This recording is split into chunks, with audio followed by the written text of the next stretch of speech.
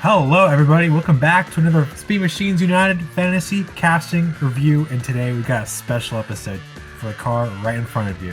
We're going over Super Tsunami. First released in 2002 and was designed by Phil Wheelman.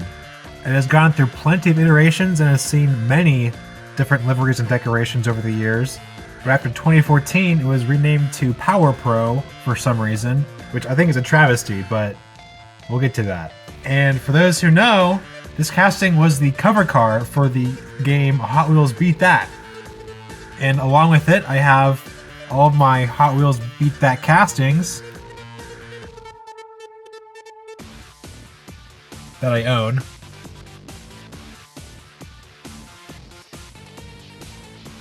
Alright, let's go over Super Tsunami.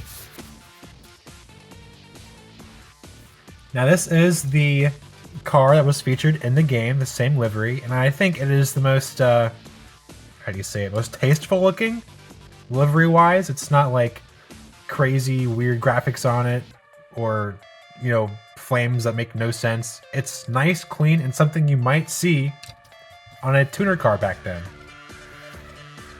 The most obvious sponsor on the car is Sneddy, a parody of Greddy, named after Tom Snedden, a design engineer in Mattel back then. This car gives a lot of cues from the Mark IV Toyota Supra. Especially you can see by the rear taillights and just the overall shape of the body. And the front always confused me because I always thought I saw like Mitsubishi Eclipse.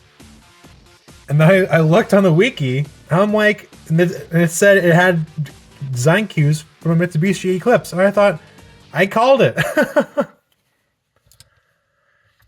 Anyway, we have that really nice tuner grill with the exposed intercooler and the side vents, not a part of the plastic base. Going on the side, you have even more vents on the side, and you have a little, above the headlights, you have like a molded inlet. You can kind of see that right there above the main headlight kind of mold, next to the center vents. Going up, we got these hood vents, part of the window piece, which have been textured to kind of have like the vent kind of look, right? And that little inset hood right there, I think that's super cool. And you got some more sponsors on the sides. Looks like those are after other Hot Wheels designers, which I love when they do that. Number 29, you got the kind of like the lightning style silver deco on the side going down the car to the back. Again, gold PR5s, which I think they really make this casting. Like, if I had to choose another wheel, I wouldn't match it. These gold PR5s are perfect. Now this is left-hand drive. If you look inside there, look at that. Look at that infotainment system with the display and the little knobs, the gear shifter, even some more buttons down the center console, and to the spot where you can put your stuff in the side. Glove compartment, I guess, or glove box. You see you actually have the glove compartment right there. Check that out. And gauges. Oh. This was $1, by the way. Isn't that crazy? Or I guess 94 cents back then. And you got those seats, racing seats with the straps on them.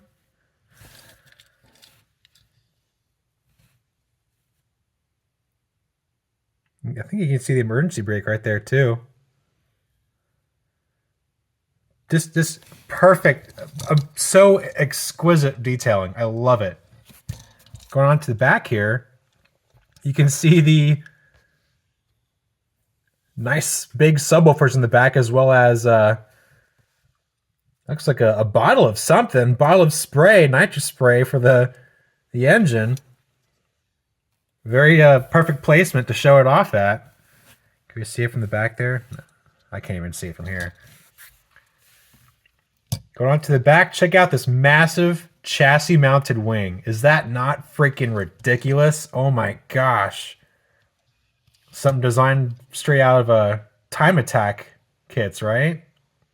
Check that out. You get the center exhausts, the patterned, kind of like, I don't know, carbon fiber-ish on the sides, the vent too. And we got to mention these massive, like, rear vents. They are vents with the, you see the textures on them. I feel like it looks fine on a car like this, but if we're like upscaled to real life, it would just look weird. It's just raised up a little bit too much, but you know what? That's all right. You got the rear bump going down like how the Supra has in real life. Super, super neat, this car. Now, I bought this just so I can have it from Beat That, but I do have, let's keep that out here, the one from my childhood right here, purple with the green and yellow flames.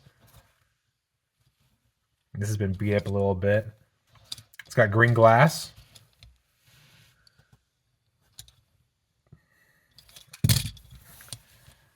Kind of a standard bottom. Yeah, the same on that one too. Yeah, look at that little going to the center exhaust from the sides there. Super Tsunami. Now, like I said, this was renamed to Power Pro for some stupid reason. Couldn't really tell you why. Doesn't really make any sense. But unfortunately, yeah, we have not seen this casting in a while. I guess it was a product of its time. But we gotta talk a little bit more about this right now. This casting right here, I think, helped spark the, you know, the tuner craze of the early 2000s and into the 2010s, because before this, well, I should say before this, we didn't have any real actual tuner cars, right? We didn't have any JDM cars. It was all muscle, and the crazy fantasy cars I came up with, which are also based on muscle cars. We got Showstopper here, or now known as Seared Tuner. Showstopper. These cars, I feel like, began the early tuner renaissance, right? In the early 2000s. Because you got, well, this one is supposed to have massive black subwoofers, but the glass is opaque black, so you can't actually see in it. And I don't have another version where you can see in the glass. But yeah, you got these crazy subwoofers in the back, and I'll get you some more examples here. I'm going to line these up right here. You got Asphalt Assault when, look at that, massive speakers in the back, and you got the bottles of nitrous in the back there. Those two. You got Power Rage, again with massive speakers going on the sides. Is that the engine? I don't know. I don't even know what that is. I thought this was front engine, but is it rear mid? I don't know. I don't know. It doesn't look like it. You also got Synchro with the staple, the big turbo sticking out of the hood right there. And again, you got the big subs in the back, and apparently there's one. Well, in the accelerator shows there's one center one behind Nolo sitting right there, but we can't see it here. And of course the massive spoiler. These all have spoilers, plastic when they were cool. Well, I guess not Showstopper over there, but we also have, this is kind of a late edition, but Scorcher.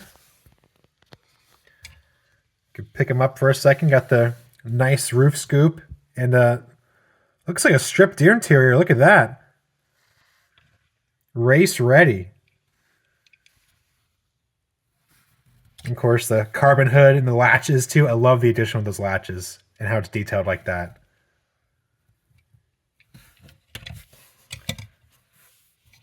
And the bolt-on fishtail spoiler. And that crazy bumper and those exhausts. That is super cool. And I feel like this is what Super Tsunami really embodies perfectly well in all these cars is the early 2000s, late 90s, 2000s tuner craze, and has the best design cues and features of all of them mixed into one. And I think if you think of Hot Wheels tuner, this is what I think of. And I think it's kind of iconic in that way, especially also because it was featured in Hot Wheels Beat That. But that just makes me ask the question, what about this car and other Hot Wheels in general, what makes them so iconic? What makes a Hot Wheels car iconic? Sure, you got Bone Shaker, you got the usual Dior 2, twin mill, yeah, whatever, right? But we're talking about the low-key, underappreciated icons. I mean, we're talking about Night Shifter. We're talking about, of course, we got Super Tsunami. We got Reverb, iconic because it was like the car in Hot Wheels Acceleracers. There's like a cult following around that now, which I absolutely love. Like, when you think of Beat That, what car do you think of? Do you think of Formulator? You think of 16 Angels? You think of Off Track? You think of Rapid Transit? Nitro Door Slammer? Got that version, by the way. You think of the Treasure Hunt version of Brutalistic?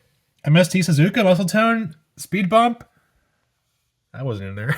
Like, no, well, maybe you do, but like most of you will think of this car right here. Granted, it was featured on the cover, and it wasn't actually unlockable until pretty on in the game. You had to complete all the goals in the first kind of mode in the game to unlock it. But I kind of harken it back to what I think it was Hot Wheels Historian said. Hot Wheels Historian likened it to the M3 GTR from Need for Speed. And I think it absolutely shares that status, don't you think? Kind of like the hero car, but he explained it pretty well. It's just the presence of the car. What does it mean? It means speed, dominance, and it looks freaking cool. And compared with the rest of the tuners, yeah, I think it fits right in.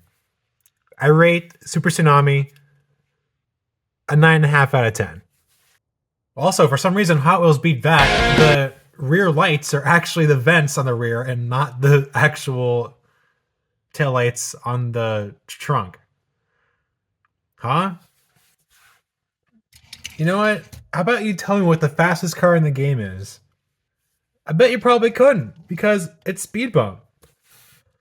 It just kind of proves to you that just Speed Bump isn't an icon. You don't remember Speed Bump for being the fastest car in the game, because it took probably forever to unlock. Well, actually, no, this isn't the fastest car. The fastest car is actually, the actual fastest car was the Shadow Mark II. No, it's this one, and it's not the fastest. It doesn't handle the best. It doesn't have the best charging, not the best boost. But it still looks good and will live in our hearts forever. Alright guys, that's it for me. See you next time.